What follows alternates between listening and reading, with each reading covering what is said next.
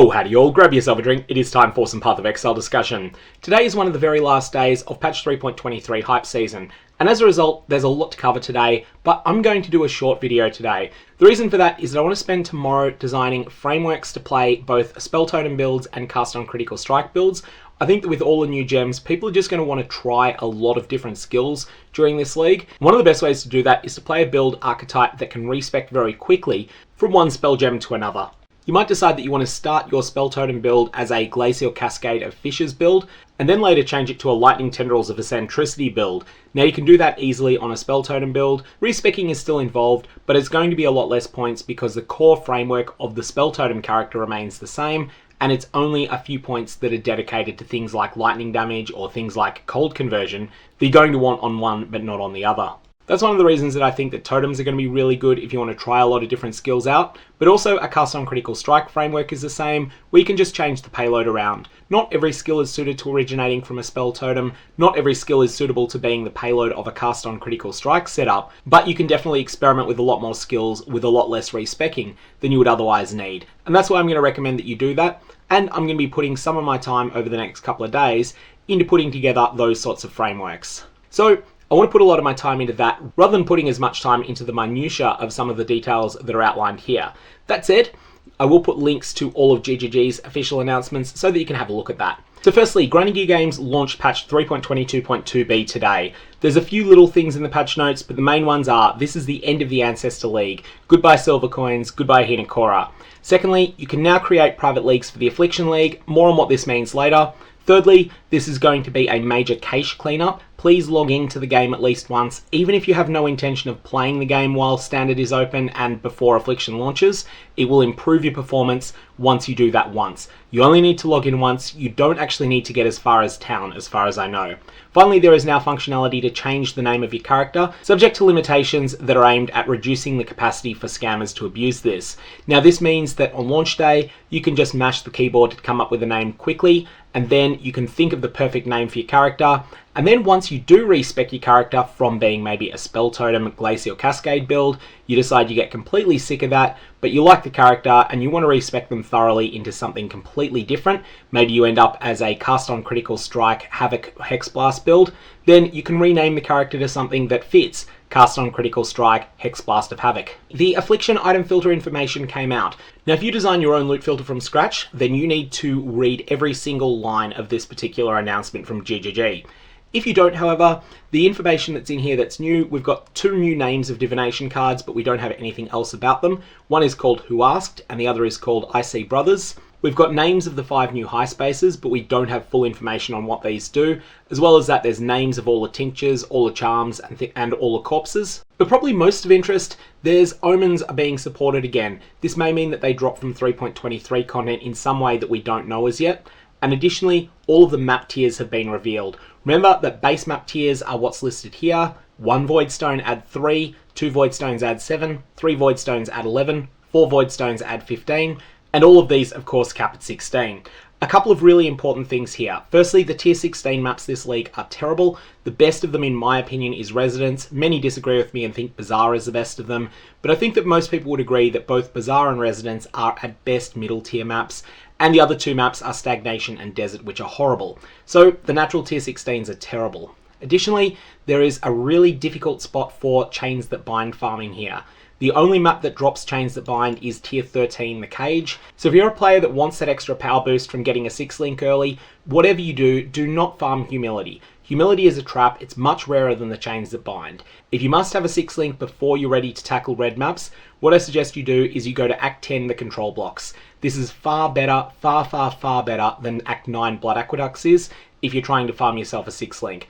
Additionally, with the new league mechanic, it probably won't be terrible to farm divination cards in the zones, at least relatively common ones like the Chains That Bind. So keep that in mind, that is something that is very different to last league and also very similar to patch 3.21. Next, Grinding Gear Games put out one of those announcements that there's always people that misinterpret. Private leagues for PathOfExile, Affliction are now available. This does not mean that if you are running in a private league that you can start playing the game now. All it means is that if you are organising a private league, you can begin all of the behind the scenes administrative work to run that private league now if you want. You can start recruiting players, you can start organising crowdfunding and the like. Probably the single most important piece of news is the 42 transfigured gems that were revealed today. Now, I did an extensive live stream, which I'll put a link to down in the description below. It goes for something like 4 hours and it discusses literally every single one of these. But just to point out a couple of particularly interesting ones, Explosive Trap of Magnitude throws 1 trap, no secondary explosions. This is purely physical damage, so you can convert it or you can stay physical if that's the way you prefer to be. And it does pretty scary amounts of damage. I really like the looks of this gem. And also the other Explosive Trap of Shrapnel, is interesting too. It sacrifices some boss damage in order to clear better because it spreads out the projectiles, spreads out some of that good Explosive Trap loving to a wider part of the screen. Flicker Strike of Power is a classic example of a gem that is simple and powerful, as you might expect for a power charge based version of Flicker Strike. I can definitely see people experimenting with using this as a cast on critical strike delivery mechanism. Whether it works or not is an open question. It may be that the best options for delivering cast on critical strike do just remain the Cyclone that is most commonly used, and also a couple of niche options like Barrage, but Flicker Strike of Power definitely is something that's worth considering there. As is Lancing Steel of Spraying, which also fires 12 projectiles that can hit the same target multiple times and hit at different times to each other.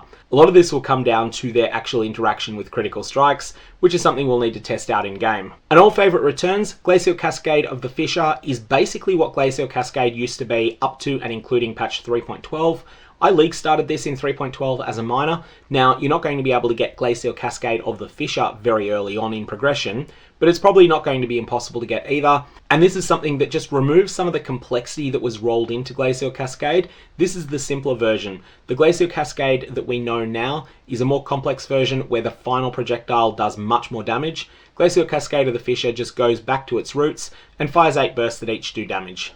Next we have 2 variants of Hexblast. Hexblast of Contradiction gives up on the ability to target the weakest resistance. In fact, it targets the strongest resistance that the target has, but in exchange for that it gets much better critical strike stats and also does more damage with hits against hexed enemies. I don't think this is going to be a big gem, but I do think it's an interesting take on Hexblast. But Hexblast of Havoc is the really fascinating skill here. This does a lot of damage as a chaos damage hit based skill.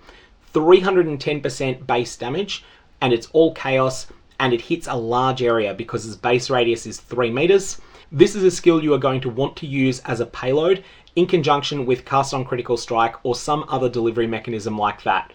I definitely think Cast on Critical Strike Hexblast of Havoc has some legs, but this is something I need to work on more in the next couple of days, and that's why I'm keeping this video short, so that I can spend my time working on that. And the final one I wanted to call out here is Lightning Conduit of the Heavens, because this has a huge AoE, 4 meter base radius. Now, this is interesting though, in that this is a spell that hits a large radius, but is hard capped at 16 enemies. This is one of those things that combines extremely well with spell totems, because with spell totems, you're still going to kill the weakest enemy the first time one of your totems sneezes on it, but then that's going to mean that those weak enemies are not present in order to soak up some of the 16 targets for the next Lightning Conduit of the Heavens that comes from the next totem in line. Basically, the weakness of this skill is addressed very strongly by it being a spell totem, and that's why I think this is going to be one of the premier things to try out if you decide to go with the versatility of a spell totem build. Anyway, for more discussion on the Transfigured Gems, definitely go to my live stream discussion of them, link down in the description below to the video on demand, which is on YouTube. And if you're interested in having a look, I will also post a link to GGG's official announcement of the gems in the description as well. Finally, GGG updated their recently asked questions. Many of these were actually questions that I had asked, many of the new ones. These are ones that I had seen many people asking and so decided I would submit them. And Grinding Games answered, I think, every single question I answered, or if not every single question I answered, then very close. Some of them I actually knew the answer to, but I was asking them because I know Grinding Games have more reach than I do. So there's some corner case questions around crafting simplex amulets, how they work with split beasts, how they work with alteration orbs, and a number of other things that, mostly things that people frequently get wrong. Our Val versions of Transfigured Gems will just be the Val version of the normal gem. There's not going to be a Transfigured Val gem. It will just be a Val version of the normal gem. What's happening with prismatic clones that are summoned by Blink Arrow and Mirror Arrow of prismatic clones? These apparently use elemental hit. How much damage does that elemental hit do? And the answer is it's not the same damage and it's not the same stats as the player skill elemental hit. I've asked for further clarification on this. How does Cyclone of Tumult work? Does it have additional breakpoints where it can gain additional stages? This would be extremely strong on Cyclone of Tumult, even though I don't think that gem is particularly good. And the answer is it has 6 maximum stages at all levels, no additional breakpoints. With Consecrated Path of Endurance, if you spend a charge in order to use it, do you still have that for purposes of setting the AoE and the damage of that use of the skill? The answer is no.